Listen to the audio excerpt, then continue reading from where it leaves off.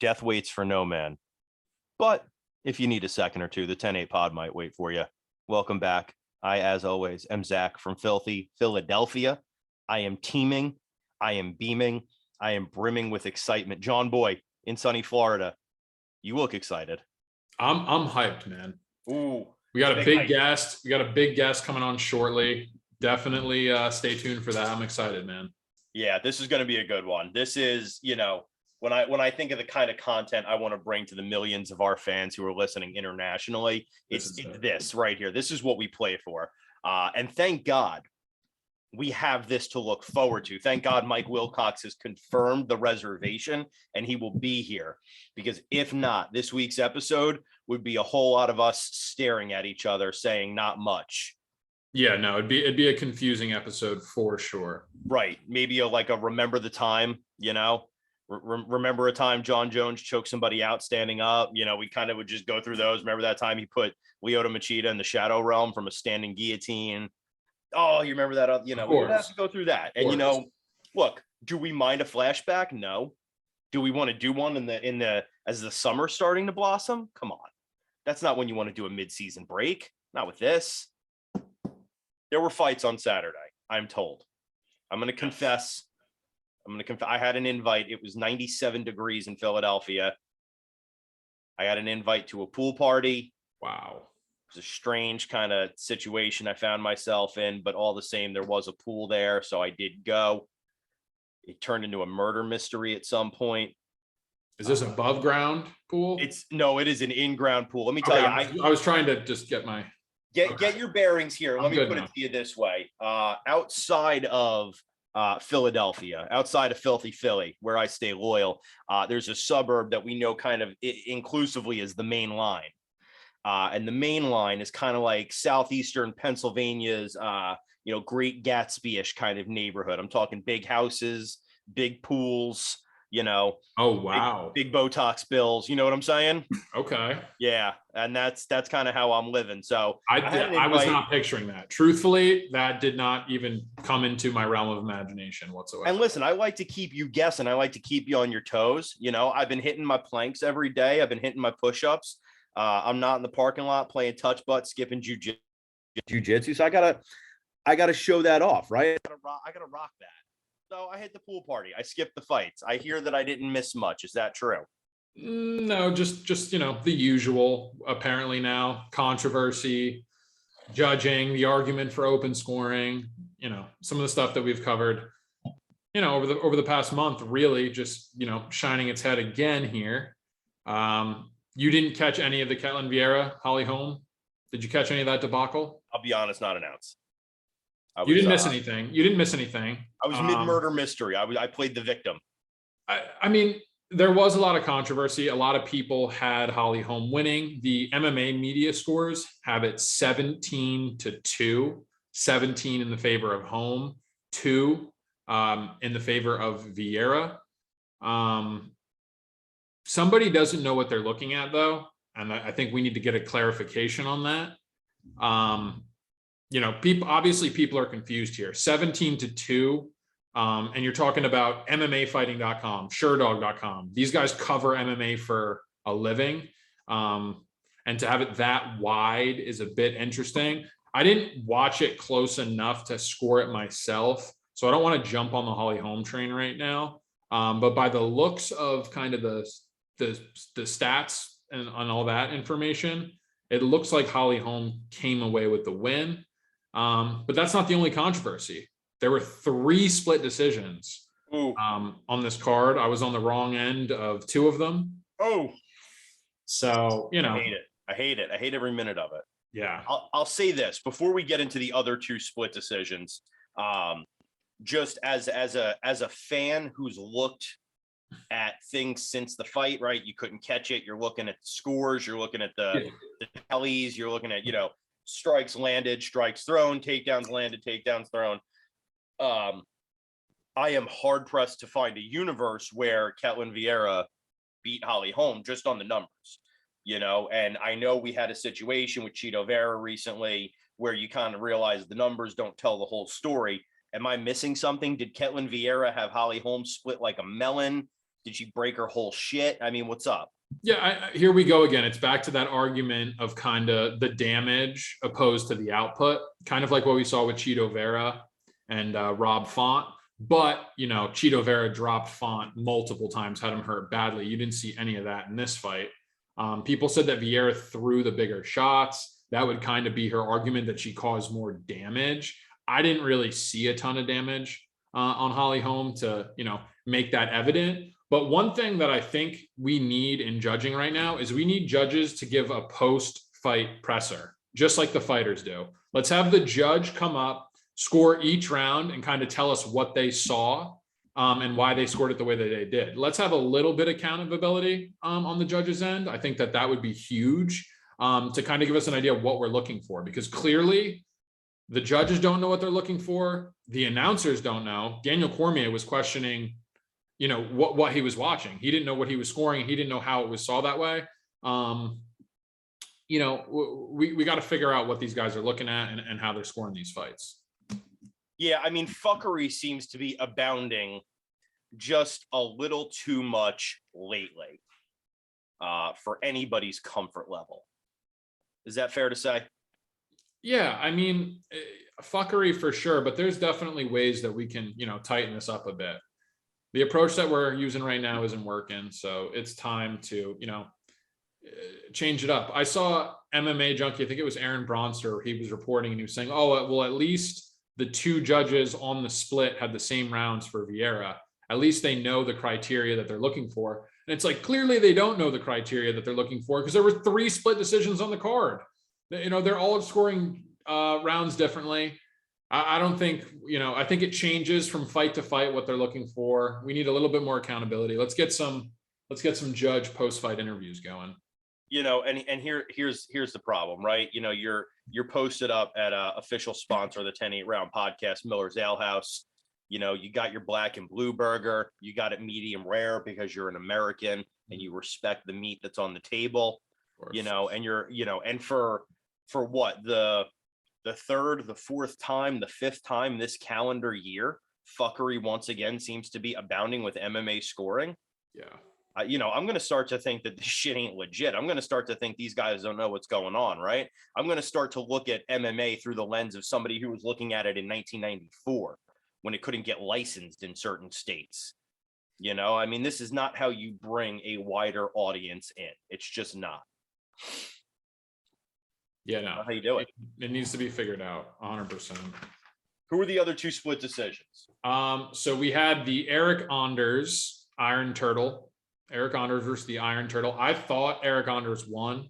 I was biased. He was one of the guys that I backed as an underdog previous. So I definitely, I had a lens on to see the fight for Anders, but I honestly thought he took it. I thought it was pretty straightforward, to be honest with you. I thought it was a clear 29-28. One judge didn't see it that way. I want to say it was Sal D'Amato. Oh boy. I think it was Sal D'Amato. Uncle Sal's at it again. Yeah, the new Adelaide Bird, as far as I'm concerned. Although I think he did have home. He was one of the only judges. That just gives you an idea. That should sum up the picture of judging in MMA right there. But what was the second one? The second one that fucked me. Oh, what was it? Let that simmer, and I'll find that really quickly. Was it Ponzinibbio Pereira? That was it. Yeah. Ponzinibbio. I thought he won the fight as well. I thought rounds 1 and 3 were pretty clear in his favor. Round two was a flip of a coin. I don't know, man. It is what it is. You have to expect it. It's MMA. We move on. Santiago may have lost the fight, but it seems that Michael Pereira may be losing the war. I don't know if you saw this, but Mr. Gamebred, Mr. Miami himself is coming out saying that Michael Pereira's missus was up in the DMs, sliding into Gamebred's DMs, Street Jesus's DMs. I don't know. Can you win the battle and lose the war here? Because it seems like Michael may be on his way to doing that. Yeah, no, that's not a great look. Did you see if Gamebred had a screenshot or any evidence of this? So I didn't see a screenshot from Gamebred, but what I did see was apparently Pereira's wife came out and said like, I "Oh, saw that. multiple people run this account. This was years ago. Oof. I would never embarrass my husband like this." I don't know.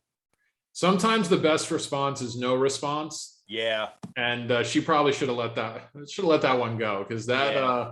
that raised some red flags as far as That's I'm concerned. that's it. That's an awful lot of words when saying nothing is free. Yeah, exactly. Oof. Well, look, we're on the horizon. There's no fight card this weekend, so fuckery cannot abound for the UFC. No, Um, maybe one of these days we got to start talking about one. Because I got to tell you, I got up early on Friday morning to sit down and watch one, and they are putting on just some fun cards. No matter what your game is, if you like Muay Thai, if you like Brazilian Jiu-Jitsu, if you like MMA, if you like to see all three on the same card, I got to tell you, Chatri Sityodtong is putting on just some cracker jacks with some awesome names. Had the Rutolo brothers. One went up against Gary Tonin. One went up against Shinya Aoki, who's a legendary Japanese grappler. The Iron Man, Road Tang, went in there and was just clanging and banging with some Muay Thai. It was, I got Pech Morakat was on the card. If you're a Muay Thai head, you know that that's a legend in the game. One of these days, we're going to have to devote some real time to one because I got to tell you, I have been enjoying those cards so much more lately. interesting. Yeah, no, I guess I have to follow them more on social media because I don't know when the fights are. So it's in Singapore usually. So you're catching it early morning over here. Okay.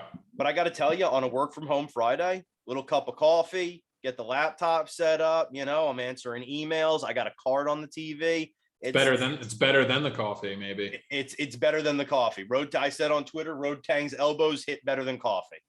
So, but we got a card coming up June 11th. We got a big card coming up. Yeah, we have the UFC's first time in Singapore. There you go. They loaded the card.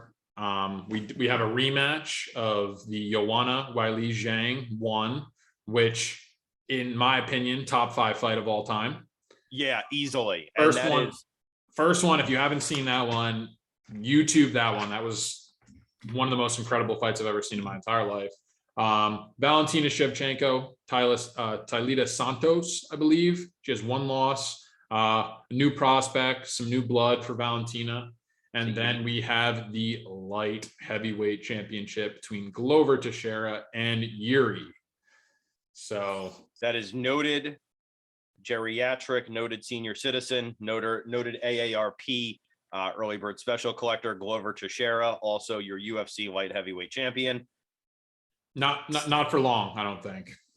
That was the impression you were giving me before we started recording. It's at some point, Glover's got to be 102 years old. He's got to be. At some point, somebody's got to stop this man. Yeah, I mean, it's a matter of time before he just gets that chin checked and it's no more. And if there's a guy to do it, it's this guy come June 11th. So you might see a superstar in the making here. This could be a coming out party for a lot of people that don't know Yuri. This could kind of take him from, the diehard fan base to kind of, dip over into the casual fan base and really be a coming out party for him. So that should be interesting. You're a Yuri guy.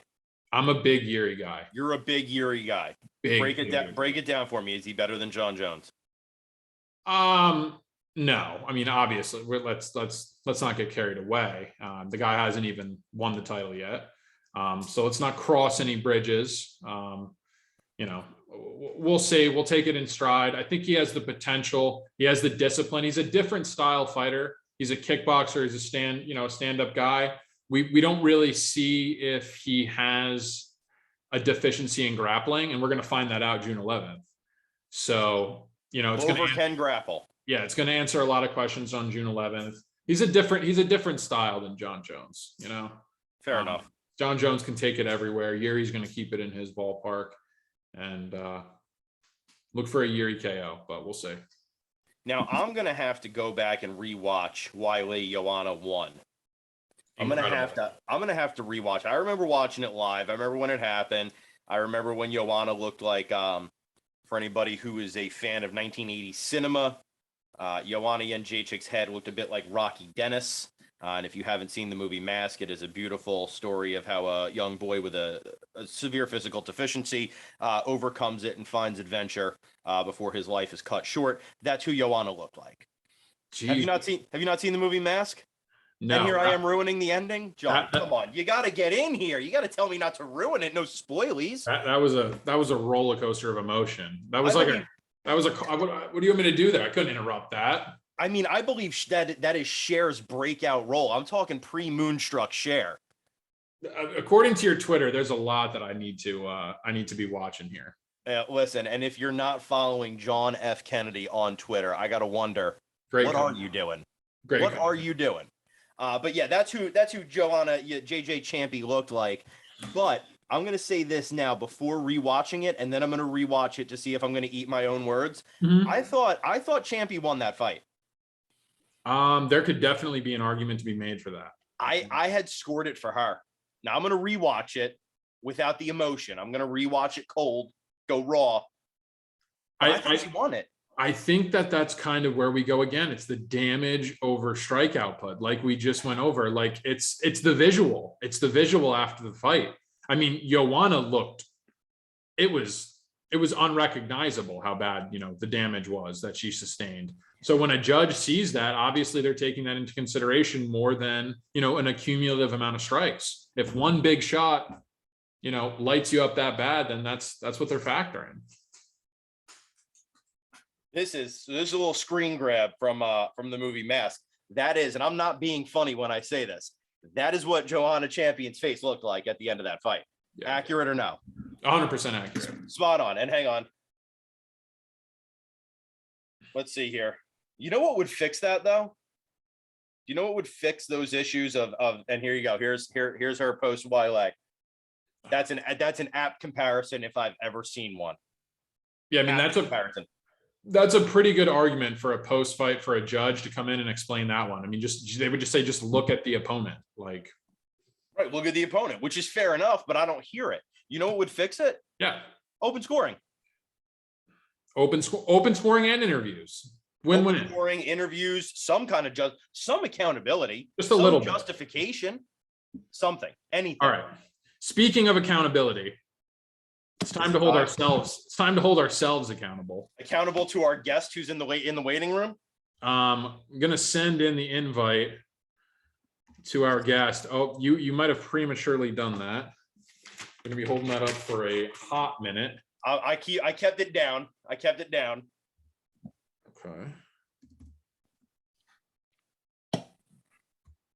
And while John gets that set up, I just want to remind our viewers at home that this podcast has been brought to you by Miller's Ale House. Go on and get yourself a Mountain Melt and make it a Miller's night. Miller's Ale House, located in every 50 state in the United States. Did legal clear that? Oh yeah, legal cleared it. Yeah, okay, legal cleared it. I trust legal. I don't know that you can trust legal. I don't know that you can trust legal any more than you can trust IT. The only difference is legal's taking action and IT's on the bench. That's really the only difference. That's more than I can say. I don't know if our IT department has any shame, but while we're getting this figured out, the 10-8 does want to give a hat tip and a salute to day one fan of the pod, Mike S. Mike graduating from Gracie University with his combatives belt today. Mike's out there keeping us safe in filthy Philadelphia, so we are glad and we are very proud of him for getting that accomplishment. And to all the fans listening at home, remember, jiu-jitsu saves lives, so get out there, get grappling, keep yourself safe in any situation. We ready here, John Boy? What's up? It's coming. It's coming. Well, it'll be a surprise. It'll just kind of pop up. I'll take another second here and I'll shame our IT department. I don't know if you saw on YouTube last week, IT got defended by Mike S. I see you looking to your right. IT might be in the building. You might have. I hope IT is in the building, and I hope IT is listening. Mike S., noted good guy, noted friend of the pod, jumps on the YouTube comment section, as he's wont to do, to defend IT, because he wanted us to know that he had posed a question on the Instagram account and it had been answered immediately. And he gave that credit to our IT department. I had to explain to him, no, no, no, no, no. No, no. Our IT department has never once been on our Instagram account, didn't create our Instagram account. I answered that question, Mike S., not our IT department. Wow. Our IT department, since helping me get my microphone working 2 months ago, has been absent. That is an absentee father, if I've ever had one.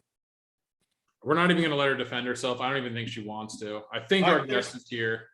What? Oh, here we go. Here we go. Now that we're done shaming our IT department, guest is in the house. We're connecting audio. IT is not even going to get a chance to defend herself. She's left speechless.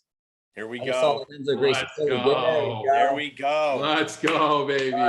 That's a proper welcome here. Hell yeah. Mike Wilcox is in the house. Mike, what's up, brother? What's up, Zach? How are you? I'm good, man. How are you? Thanks for being here. Thank you. Thanks for having me. I like your shirt. Listen, I'm wearing I got a couple of throwbacks. I got this throwback, which I bought, and I got this throwback, which I earned after letting a bunch of really, really tough guys beat the crap out of me for about a year in 2014. I was about to say, that was like the first tank tops you ever had. So yeah. I must know some of them from back in the day with those. Yeah, a blue belt Sean Brady beat me up like 5 times in a row, and I got a tank top for it. It was great. It was awesome. Hey, well, at least he turned out to be, a star here. Turned out to be something special. So while we're getting settled in here, I'll let John kind of start with our Q&A, since he's the one who I'm ashamed to say, as a Philadelphian, I did not set this interview up. John did, at a bar in Florida. John boy, you want to jump in first?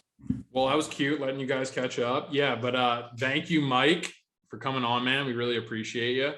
For those of you who don't know Mike, he was a Cage Fury Fighting Championship fighter, fought in Bellator, and he also took part in UFC Fight Pass Invitational One's first pro grappling event. How was that, Mike? How was that experience? That was cool. There was, I didn't realize at the time how many like high level grapplers were actually going to be there. You know what I mean? Until we got there and I seen everyone's lineup and I'm like, oh, okay, these guys are like, top notch, grapplers. Your opponent being Rafael Lovato Jr., who, if you know BJJ, you know Rafael Lovato Jr. I mean, like a 4th degree black belt, one of the best in the world. And that was your opponent. Yeah. Even though I ended up losing, it was, obviously great to be able to, go with a guy of that caliber. In hindsight, I wish I would have just played a little more strategic, but sometimes when, the whistle blows, it's kind of like I had the tendency to kind of just, go right at the guy and kind of leave, throw game plan to the wind. So I wish I would have kept it on my feet a little more, not gave up a certain position, but yeah, it was fun. You think you're going to stay down that path? You think you're going to go the grappling route if they have another event, that type of thing? Yeah, it is becoming more and more popular.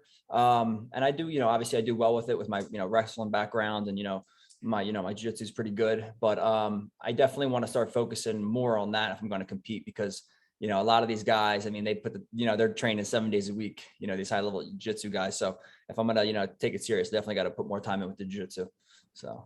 But there's actually an event this weekend in Philly, Cage Fury, the fighting league that I fought for, they're putting together, they do grappling competitions now. So it's a grappling league called Fury Grappling. And Brady's actually going against Ben Saunders. I'm sure you know about that, but that's awesome. So we've shouted out Fury Grappling a few times. I caught the one in December where Brady grappled with Craig Jones, which was just, I mean, where else are you going to see something that cool, right? At the 2300 Arena in South Philadelphia, you see two just absolute studs get out there, and they weren't even the only just absolute legends on the card. I mean, you had Cowboy Cerrone out there. Clay Guida ran out in his wrestling singlet and just threw caution to the wind. Mike, you mentioned you're a wrestler. You are, for those who don't know, you are a national champion wrestler coming out of Del Val. Is that right? Yeah, about 10 years ago, 12 years ago. Yep. I think you might be up to 13 years now, if my math is correct. I don't want any problems, but I think it might be 13 years. Yeah, in a minute.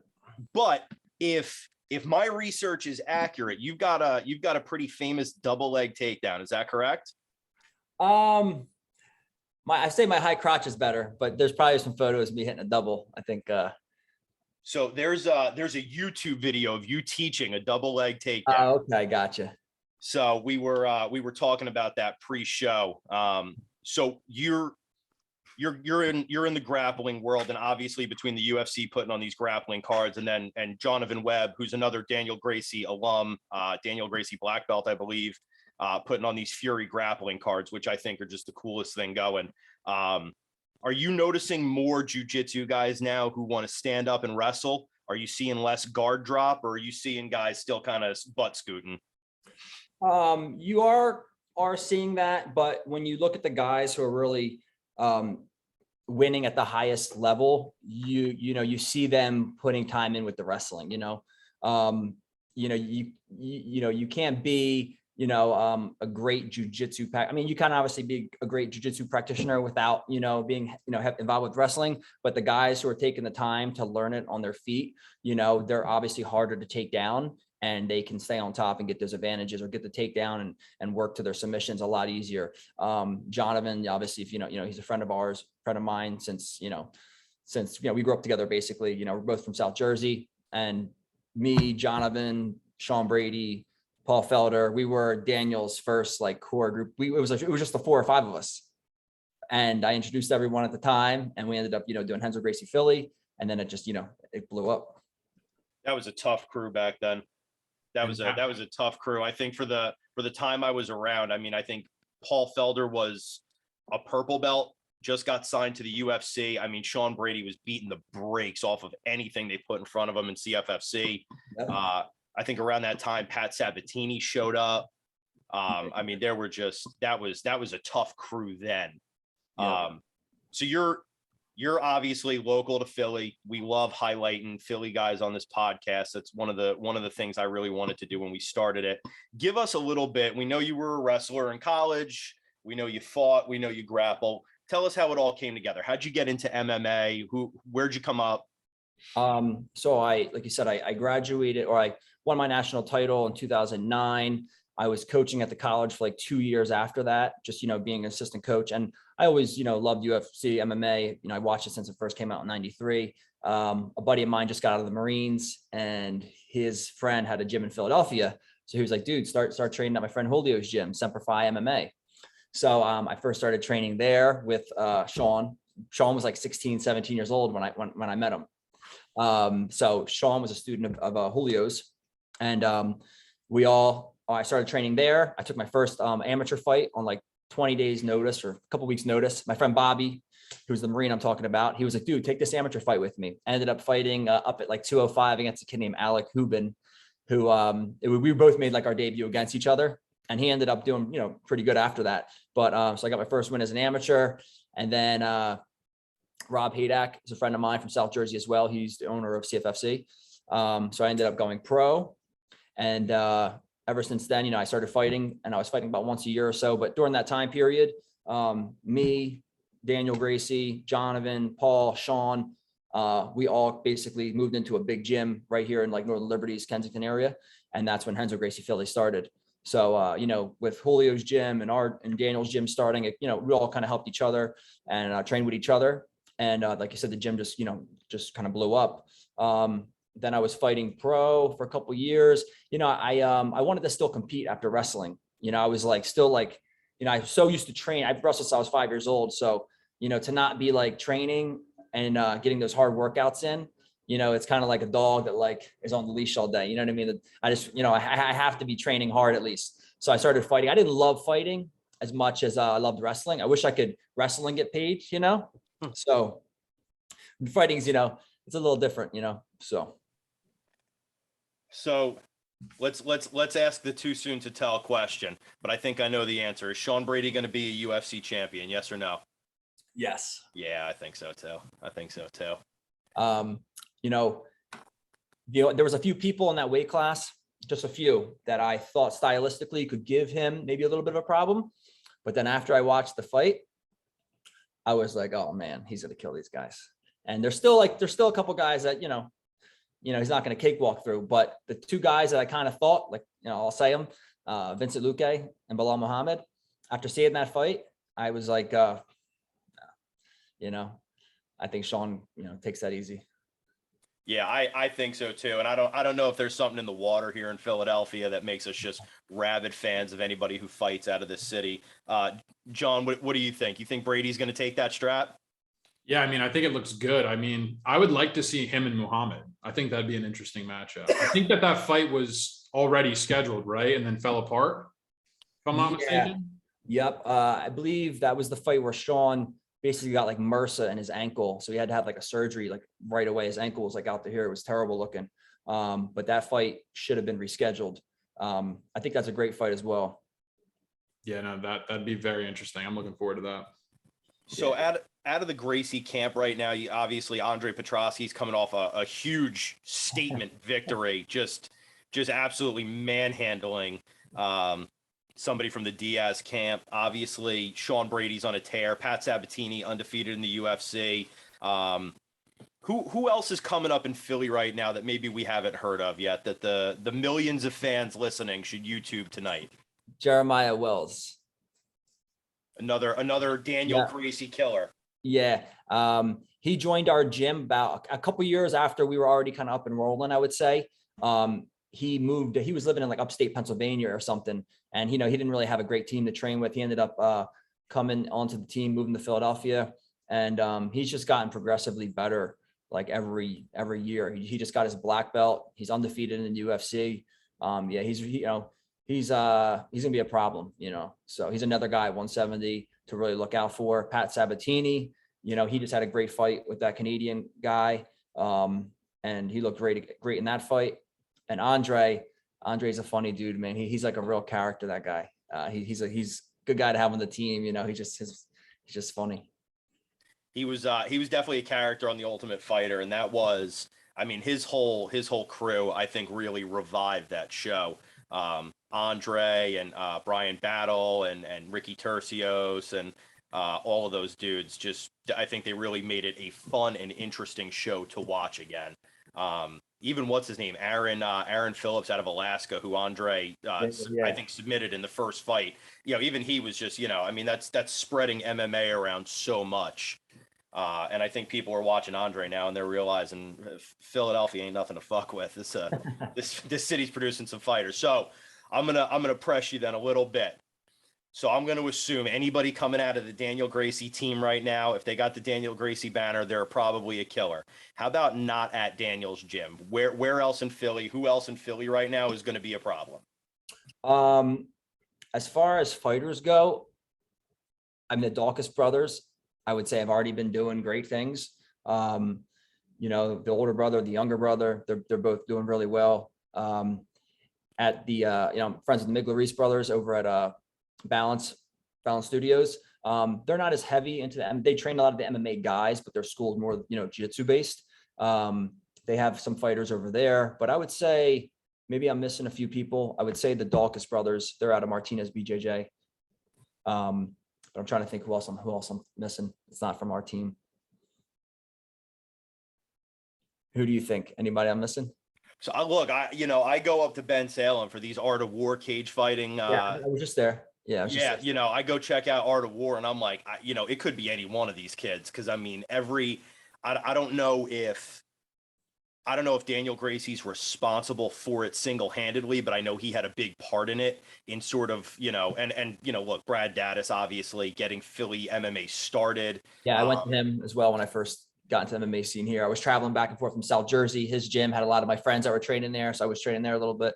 Everybody. So we had our first guest was a young kid fighting in Philly, Timmy Green, who's a good friend of the podcast. He's training out of North Star MMA. And we were saying then, like, anybody who's anybody in Philadelphia MMA has some connection to Daddis. Yeah. Yep. They've been around a couple of years though, right? So yeah, I think Daddis closed up shop in Philly. Unfortunately, I think that, Brad was sick, I believe, right? Yeah. I think, and Brad, another great friend of the podcast and a great guy, I think had some health issues that kind of prevented him. But if you look now, I mean, North Star in Germantown, half the Muay Thai gyms in Philly are all Daddis alums. Exactly. Jackson. Does a great job at all that as well. He was a good Muay Thai instructor when I was there. Yeah, that's for our listeners, that's Jackson Galka, who Timmy Green trains under, who's just another Philly legend, another Philly guy through and through.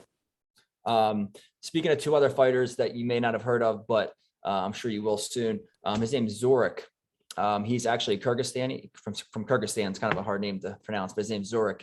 He was the CFFC champ. I think he just lost the belt in Florida a couple weeks ago, but he's another guy, 155, great fighter. We have another Albanian guy, or Georgian, I'm sorry. His name's Itza.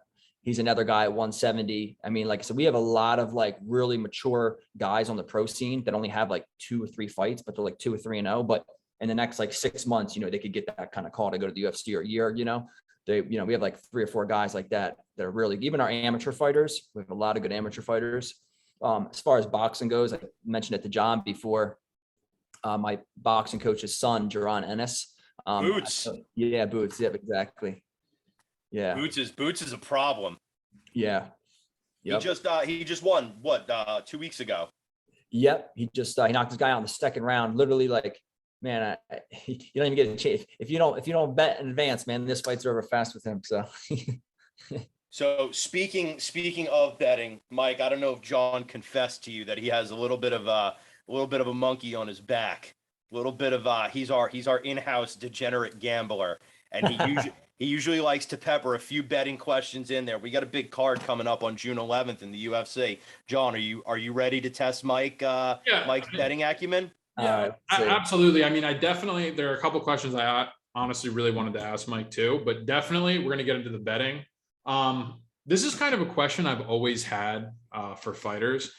Do you check the line in Vegas before an upcoming fight for yourself or people that you train with? Is that something that they do? Do they even acknowledge it? A lot of fighters, our gamblers are better, do a lot of betting. So yeah. I imagine they do. I mean, even, Sean, he's gotten, he's pretty knowledgeable with all the betting stuff as well, because, he's always he posts on, his Instagram. Yeah, I see he posts stuff all the time. Yeah. So, he's definitely eyeing it up. How much it actually affects the fighters, I don't know. I mean, if you're the underdog, it could, there's some fire in your ass to fight a little harder. Right. So, or it could, make you think you're gonna get your ass kicked. I don't know. Yeah, no, absolutely. Yeah, no, I've always thought that was interesting. Also, I know you have extremely extensive grappling background. So is there anybody though that you rolled with where you were like, whoa, like this guy is different? Is there somebody that you rolled with that really stuck out to you, whether it was just strength or, skill set, just technique, somebody that really stood out? Man, as far as like someone who, I would say, someone who stands out is like Pat Sabatini on the ground. I mean, obviously Sean Brady's like, he's just an animal, just like known, like he's just, and plus he's, 195 pounds. But as far as like someone pound for pound being like a real stud, Pat Sabatini, I would say, as far as like, in the MMA world and jiu-jitsu world too. I mean, he's like 145 pounds or so. And like, when I grapple with him, sometimes it's just like, he is in his fights. He's so calm. He just kind of like flows around like he's like, walking through the park, and he's just like rolling you over. It's almost like, man, are you going hard? But you're like, yeah, I remember you saying, because you were impressed with TJ Laramie, Sabatini's last opponent, because you were like, wow, like that guy really held his own. Yeah, well, I saw that he had the cauliflower ear, and he looked like he was a wrestler, yeah. And he was actually coming at Pat with a lot of good, wrestling techniques, and he was coming at him hard. And I knew, like, all right, this guy's no slouch that he's fighting, So I was kind of, I was definitely a little impressed with him, but Pat ended up handling him pretty easy. So. Yeah, no, absolutely. Okay, so we'll get your expertise. We'll see how your picks hold up. We're gonna put you on the record here. Right, June 11th, we have 3 massive fights. We want your pick in all 3 fights. We'll start from the bottom. We're going to go with Weili Zhang and Joanna 2. I know you've seen the first fight. The first fight was incredible. Fight number 2, Joanna Zhang. Who you got in that one? I mean, I feel like Joanna is just such a gamer. She just always performs, She's very consistent. She's a very consistent fighter. Give me Zhang. I'm gonna go Zhang. Is that Okay. am I pronouncing it right? Yep. Zhang. All right, we'll go with Zhang for that. Valentina and Santos, the co-main event. Santos. Which one? I Which think her name's Talia Santos. She's 19-1, undefeated in the UFC. Is she ready for Valentina? That's another discussion entirely. I'm gonna go Valentina on that one. That's fair. And then the main event, will there be a new light heavyweight champion? Yuri versus Glover Teixeira. I think I got Glover on that one. Grappler, going with the grappler at heart. Yeah, I think so. I think he gets it done. But he is getting up there, It's like you can never. I mean, I counted that dude out years ago, like 5 years ago. I remember being like, he's too old. And you know what I mean. And next thing you know, he's on this run. So Yeah. it's, I don't know. Maybe this is the dog's last, fight here. Who knows? So Jack? Mike, you've been in the MMA world for a while. Obviously, you're around it all the time.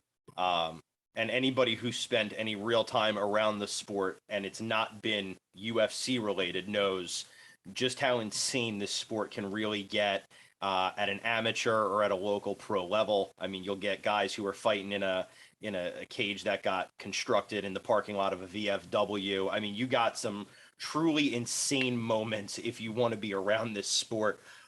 Do you have this is my craziest MMA story, right? Like a promoter vanished with all the money, or somebody's eye went flying across a cage somewhere in Jacksonville, Florida. Do you have that story? And if so, will you share it with us? I definitely have something similar to that for sure. I would say it was I don't want to say upstate PA, but like past like Wilkes-Barre, PA. You know what I mean? Like you're getting up there to like the sticks. Yeah. And a friend of mine back in the day, Waylon Lowe, he was ex-UFC fighter. He took a fight on the regional circuit, just to make a few bucks. Kevin Randleman was supposed to be, well, he actually ended up being there, Kevin Randleman at the time. And it was kind of like, this MMA event that just popped up out of nowhere. And it was supposed to be like in this Unidome out in like the sticks.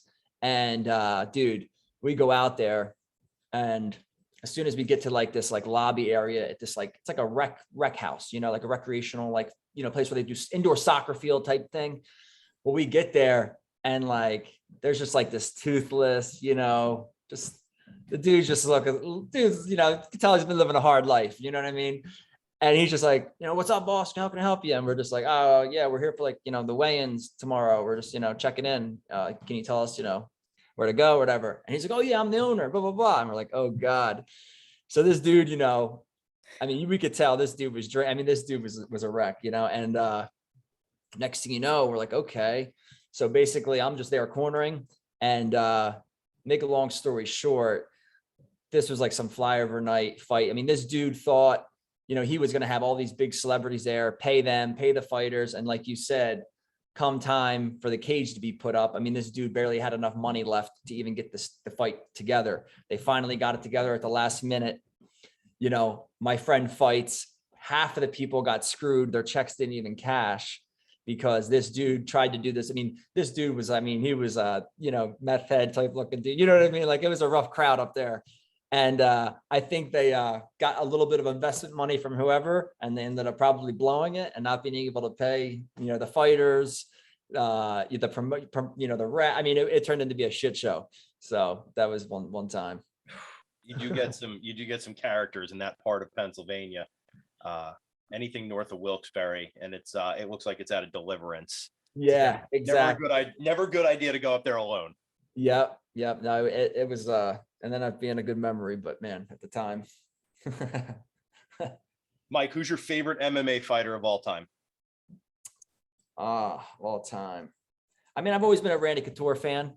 I would have to go with go with him as far as the old timers go.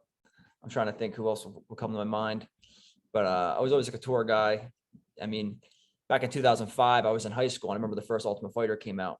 First Ultimate Fighter show came out in 2005, and the Koscheck and all those guys, so that was the glory days of MMA. Were you did you own either an Affliction or a Tap Out shirt? And you have to tell the truth. I actually never did. I never did. Wow. So I never that's did. that's a man with class. That's how you know Mike Wilcox has class. That's a 1%er. That's a 1%. And it really is, especially around that time. Oh my God. It was tap out everything, man. I mean, dudes that didn't even train MMA. I mean, they just spiked their hair and threw on Affliction shirts and Ed Hardy, and that was the look back then. That was it. Back then, if you owned more than one Tap Out shirt, you technically had a blue belt in BJJ. Yeah, unfortunately, that's what people thought. So, John, do you want to get into our burning question, our open scoring question here? Yeah, I mean, we have a debate here at the 10-8 round a lot more often than not on open scoring. We're big believers in it, and we'd love to get your opinion on open scoring. Do you think we should have it? There has been so many fights recently that have had, not gone the way a lot of people wanted them to go. So, I mean, I'm not against it. What do you think the downside is on it? I mean, versus you think do you think by the judges turning in the fight cards or scoring cards every round, it lessens the chance of like I guess where we were really coming from is just the inconsistency with the judging. Is a lot of people don't know if they're up in between rounds. And by doing this, by submitting the scorecard at the end of each round, at least it would give the fighter, I don't want to say the opportunity to fight harder, but just kind of get an understanding of where they're at in the fight and kind of how to strategize going, into the later rounds. There are a lot of fighters who think they're up 2-1 and they're down. So it changes the way they fight. So, I think these fighters get paid on if they win or not. So, more information, more power to the fighter.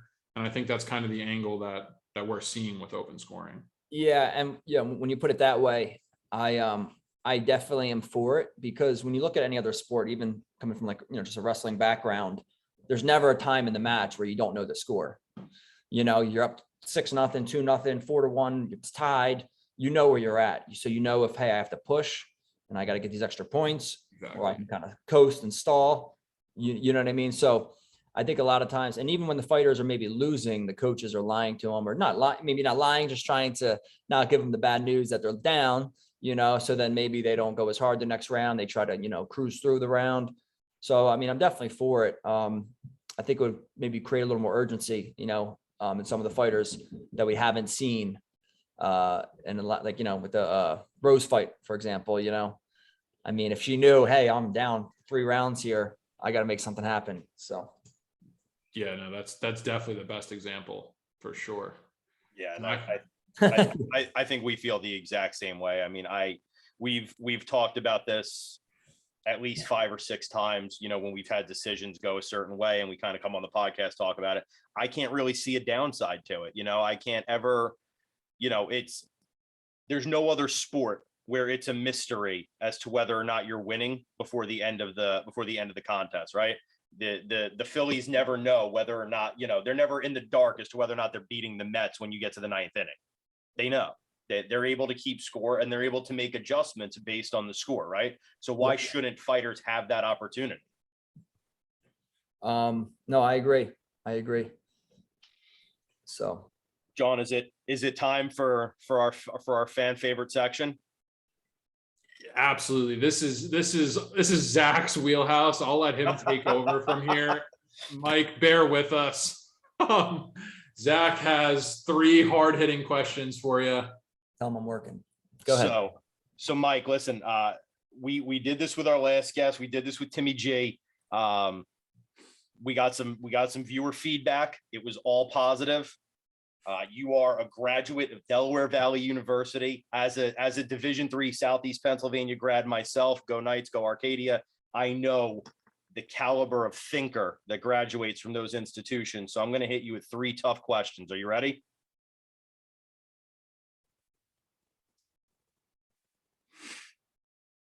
I think Mike froze on us. Shit. You just cut out. Hey, hold on. I can hear you now. All right, Mike, we can hear you, but there we go. We're starting to unfreeze. I'm back. You're back. All right. Looks like our connections. So, all I heard was I'm a graduate. Yes, Ace, say it again, Del Val. All right, so you're a Del Val grad. Del Val, Delaware Valley graduates thinkers, right? This is a higher education institutional learning. So I'm going to hit you with tough questions. We're not taking it easy on you tonight. Are you ready? Yeah, let's go. Let's do this. All right. Who would win in a fight, Albert Einstein or Thomas Edison? Thomas Edison. All right. I like the answer. I like the confidence more than anything. All right. Number 2. Are you ready? Susan B. Anthony versus Harriet Tubman. Can you hear me? I can hear you. Did you hear the second fight? Oh man, I don't know. I'm gonna go with Harriet Tubman on that one. I mean, she's old school. She's old. Yeah. She's old school. I think I'm gonna go with Harriet Tubman. She's probably a lot tougher. I don't know though. Susan's no wimp either. Yeah. Listen, we had a pre-recording conversation. We were unanimous for Harriet as well. Last one, and this is a tough one. Jesus versus George Washington.